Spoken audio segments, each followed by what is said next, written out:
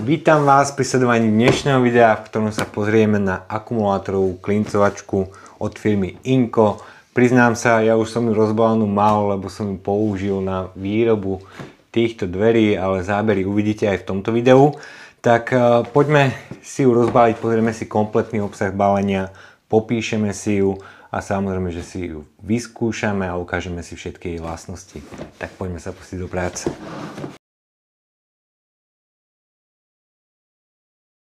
Klincovačka je zabalená v takomto plastovom masívnom kufríku, čo si myslím, že niečo vydrží. Tak poďme na obsah balenia. Máme tu užívateľský manuál, potom tu máme 2 Ah akumulátor, nabíjačku akumulátora, máme tu aj klinčeky, tieto by mali mať dĺžku 35 mm, čo je maximálna dĺžka, ktorú viete dať do tejto akumulátorovej klincovačky, a potom samotnú klincovačku, ktorá na prvý pohľad vyzerá robustne a hmotnosť je za mňa priateľná. A ešte tu máme niečo, čo neviem teraz identifikovať, na čo to bude, budú to nejaké náhradné diely. Dobre, poďme sa pozrieť bližšie na túto klincovačku a celú si ju popíšeme. Obsah balenia sme si predstavili, ja si tam teraz založím ten 2 Ah akumulátor. Tak, ako môžete vidieť, tak tá výška s tým akumulátorom je tak akurát, že pekne vám aj takto stojí. Ja tam vyskúšam dať ešte 4 Ah akumulátor, ktorý mám, či tiež bude tak stáť, ale tu drží to, ale podľa mňa stačí na prácu kľudne 2 Ah akumulátor, máte to ľahšie do ruky a nepotrebujete zase až tak dlho robiť s tou klincovačkou. Uvidíme, aká bude aj výdrž batérie, môžeme si otestovať, aj keď si myslím, že pri tej výdrži tej batérie by som asi minul všetky tie klinčeky, ktoré boli súčasťou obsahu balenia. Čo sa týka ergonómie, poďme ako prvé na rukoveď, ktorá je celá pogumovaná, takže bude sa vám s ňou určite dobre pracovať. Čo som si všimol a musím oceniť, tak je aj pogumovaná celá táto zadná časť, ako aj tieto vyčnievajúce boky. Keď som teraz robil s akumulátorovým skrutkovačom od Inca, tak veľmi mi to pomohlo, lebo robil som krytinu, plechovú krytinu, a keď som mal na tej krytine položený ten akumulátorový skrutkovač, tak mi pekne na tej krytine držal. Takže toto určite oceníte pri nejakých tých prácach, keď budete niekde na streche, budete potrebovať niečo klincovať, tak určite vám tie gumené výčnievky pomôžu pri práci. Potom tu máme tlačidlo zapnutia. Nemáme tu žiadne poistné tlačidlo, čiže tu je iba jedno tlačidlo. 2 Ah akumulátor sme si spomínali. Poďme na zásobník. Čiže v tejto časti máme zásobník, ktorý je celokovový. Viete si tam vložiť klinčeky s dĺžkou 15 až 35 mm. Zásobník jednoducho zaistíte a týmto oranžovým tlačidlom si ho odistíte. Vo vrchnej časti nad zásobníkom sa nachádza taký jazyček, ja to nazývam taký dorazový jazyček, lebo najskôr musíte prísť s tým jazyčkom na nejaký ten materiál, on sa vám trošku zatlačí donútra a potom až môžete klincovať. Potom si viete regulovať aj intenzitu, hĺbky alebo sily toho klincovania. Určite odporúčam predtým, ako idete niečo klincovať, si na nejakej doštičke vyskúšať. Ideálne, že ak idete robiť so smrekovým drevom, tak na smrekovom dreve nejakom odpade si vyskúšať tú hĺbku toho klincovania, takže viete si to jednoducho nastavať týmto bočným kolieskom. Ešte sa vrátim k tomu jazyčku, je tam taký gumený násuvok. Ak idete pracovať na nejakom hladkom materiáli, tak vďaka tomuto násuvku sa vám to nebude šmýkať, bude vám to pekne držať. Ale samozrejme, že viete robiť aj takto, keď tam budete mať iba túto kovovú časť. Čo som si ešte teraz všimol, tak tu na boku máte ešte náhradný, čiže tento, ak by ste zodrali alebo ak by ste ho stratili, tak v tejto časti sa nachádza ešte náhradný. V tejto časti sa nachádza aj inbusový kľúč, ktorým si viete robiť nejakú tú okamžitú údržbu, keď budete potrebovať, čiže nemusíte utekať do dielni a hľadať inbusový kľúč, máte ho takto pekne po ruke, drží to tam, nevypadáva to, takže za mňa v pohode. Potom tu máme ešte rôzne funkcie klincovania. Tu môžete vidieť, mám to teraz nastavené na jednom klinčeku, teraz to mám nastavené na týchto viacerých klinčekoch, ale to si ukážeme pri skúšaní. Tak myslím, že sme si povedali o tejto klincovačke všetko. Viete to použiť ako na drevo, tak na rôzne plastové materiály, takže to použite tam je všestranné. Jediná nevýhoda je možno, že sa tam nedajú dať spinky a je to čisto určené iba na klincovanie. Ale záleží podľa vecí, na ktorých pracujete, ale si myslím, že tú klincovačku viete bez problémov využívať. Dobre, idem zobrať nejaké doštičky, nejaké odpady, na ktorých by sme si to vyskúšali. Ukážeme si aj nastavenie sily toho klincovania a ukážeme si rovnako aj tieto funkcie, ktoré táto klincovačka ponúka. Klincovačku si vyskúšame na klinčekoch s dĺžkou 35 mm, ktoré boli súčasťou obsahu balenia. Ja si vyberiem nejaký jeden plátok, čo by mohol stačiť. Takže otvorím si ten zásobník. Vložíme tam klinčeky. Ako môžete vidieť, tak dlhšie klinčeky tam už ani nevložíte, čiže maximálne do tých 35 mm. Máte tu ešte také okienko, ktoré vám ukazuje stav zásobníku, čiže keď vám napríklad prestane ísť, tak sa jednoducho pozriete, a už tam klinčeky nemám, potrebujem si doplniť. Mám tu pripravenú túto smrekovú doštičku.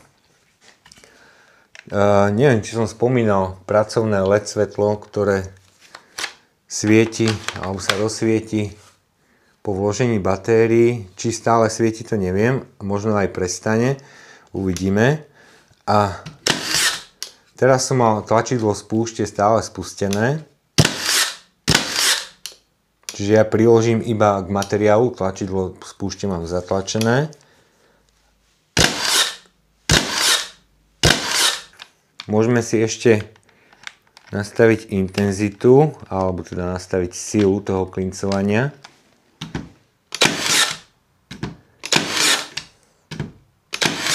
Teraz to ide o mnoho hlbšie ako predtým. Keď si ten jazyček vysúvam, tak znižujem tú silu. Keď ho zasúvam, tak tú silu zvyšujem. Čiže teraz si dám na maximum najsilnejšie. Klinček je vnútri, je to konkrétne tento. Teraz si to dám na najmenšiu silu.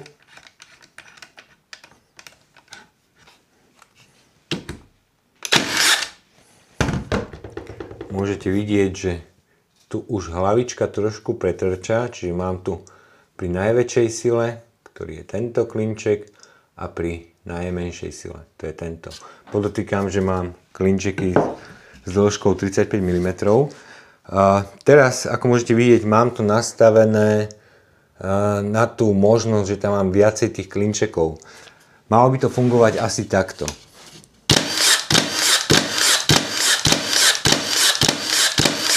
Že vy držíte to tlačidlo spúšte a ako náhle ten jazyček sa dotkne nejakého materiálu, tak príde výstrel.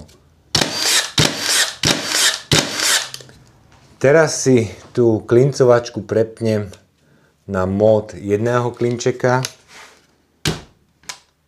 a môžete vidieť, že tlačidlo spúšte mám zatlačené a po priložení to nerobí nič.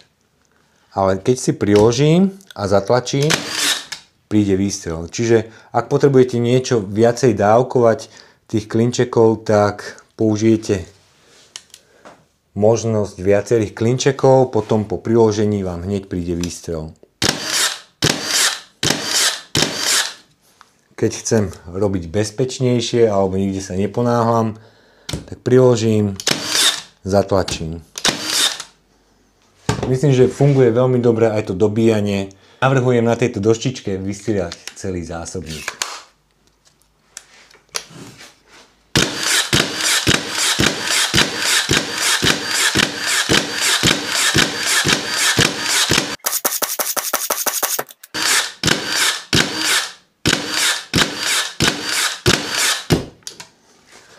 Ten akumulátor nebol plne nabitý, takže šupnem tam 4 Ah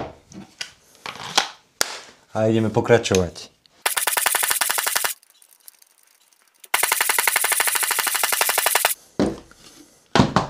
Tak minul som všetky klinčeky, čo som mal v zásobníku.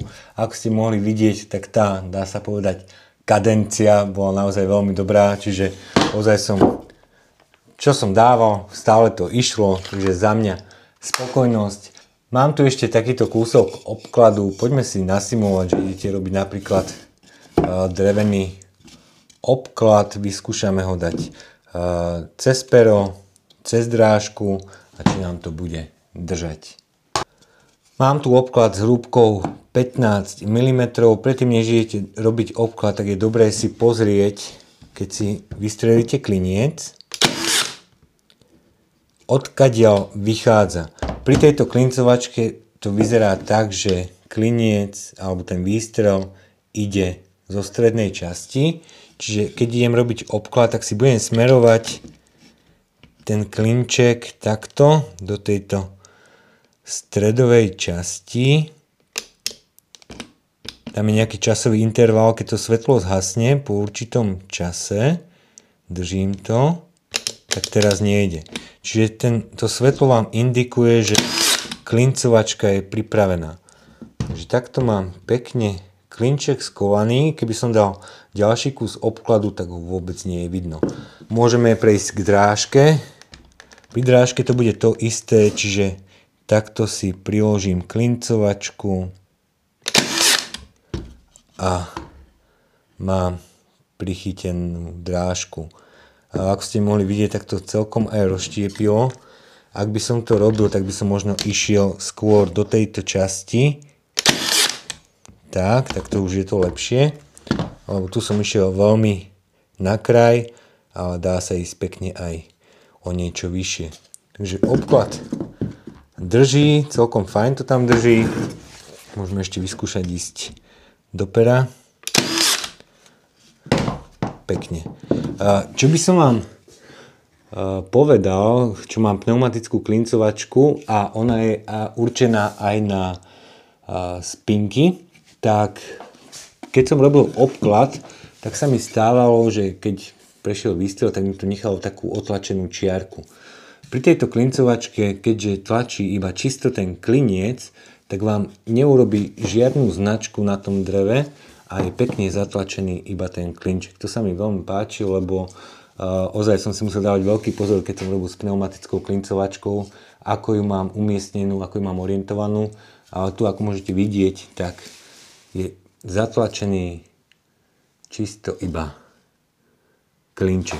Poďme si pozrieť, ako si táto klincovačka poradila s projektom, ktorý som pomocou tejto klincovačky realizoval a potom si urobíme záverečné hodnotenie.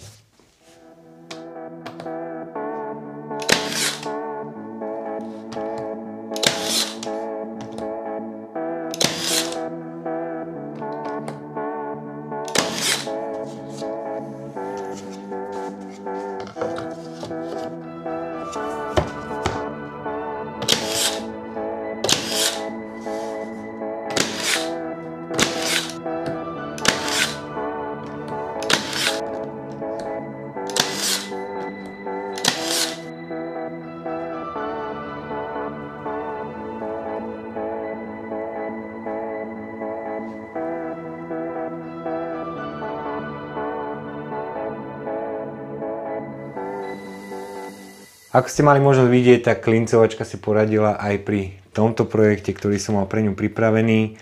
A čo vám môžem povedať, mám už skúsenosť s nejakými 2 akumulátorovými klincovačkami. A vždy, keď som skúšal tú kadenciu tých klincov alebo dať tam čo najviac tých klincov do toho materiálu, tak vždy v 80% sa mi ten klinček v tejto časti zasekol. Tu sa mi to nestalo ani raz, čo ma veľmi teší, lebo veľmi už poznám dobre, ako toto funguje, akým princípom, že potrebujete si toto odkrútiť, tam budete mať zaseknutý klinček, ale pri tejto klincovačke sa mi to nestalo, verím, že sa mi to ani v budúcnosti nestane. Mne to príde ako veľmi dobrý pomocník pri práci, čo jediné mínus by som dal, že tam nie je možnosť použitia spiniek. Keby tam bola možnosť použitia spiniek, tak viete to použiť na viaceré aplikácie, lebo pri tom používaní iba klinčekov ste obmedzovaní, čiže môžete to použiť iba na to alebo na to, ale keby tam bola možnosť použitia tých spiniek, tak za mňa nie je o čom. Ale aj tak hmotnosť parádna, aj keď tam mám teraz 4 Ah akumulátor, ale pracovalo sa mi s ňou veľmi dobre a určite ideálny pomocník napríklad pri drevenom obklade, lebo čo som spomínal, tak som mal problém s tým, že klincovačky, ktoré dávali aj spinky, tak majú taký širší ten jazyček, ktorý posúva tie klinčeky a spinky a ten vám potom môže nechávať na tom dreve stopy.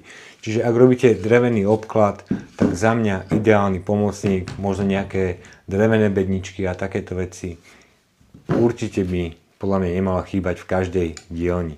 Ďakujem vám za pozornosť dnešného videa a vidíme sa na budúce. Ahojte.